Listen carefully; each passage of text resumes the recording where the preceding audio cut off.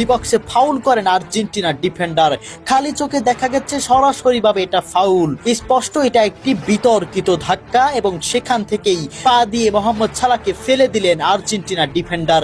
এটা কিভাবে ফাউল হয় না? একটাবার বিবেক খুলে বলুন, এটা কোন ধরনের নৈতিকতা থেকে ফাউল ধরলেন না রেফারি? তবে সবচেয়ে মূল বিষয়, মোহাম্মদ সালাহকে এমন স্পষ্ট ফাউল না দেওয়ায় পেনাল্টি পায় না মিশর, যেখানে সরাসরি জয় বঞ্চিত হন মোহাম্মদ সালাহরা। ততক্ষণে রেফারির কাছে আবেদন মোহাম্মদ সালাহদের, আবেদন নাকচ। খেলা চলতে থাকে, আর্জেন্টিনা অ্যাটাকে। ফলাফল, লাউতারো মার্তিনেসের ক্রস থেকে গোল করেন অ্যানজো ফার্নান্দেজ। অবাক পুরো স্টেডিয়াম, অবাক মিশরের কোচ ও কোচিং স্টাফরাও। এটা কিভাবে সম্ভব? ততক্ষণে রেফারির কাছে চলে গিয়েছেন মোহাম্মদ সালাহ, বারবার বুঝাচ্ছেন এটা তো ফাউল, এটা তো পেনাল্টি, তবুও কেন কথা শুনছেন না? যেন কথার বিপরীতে হলুদ কার্ড খেতে হচ্ছে সবাইকে।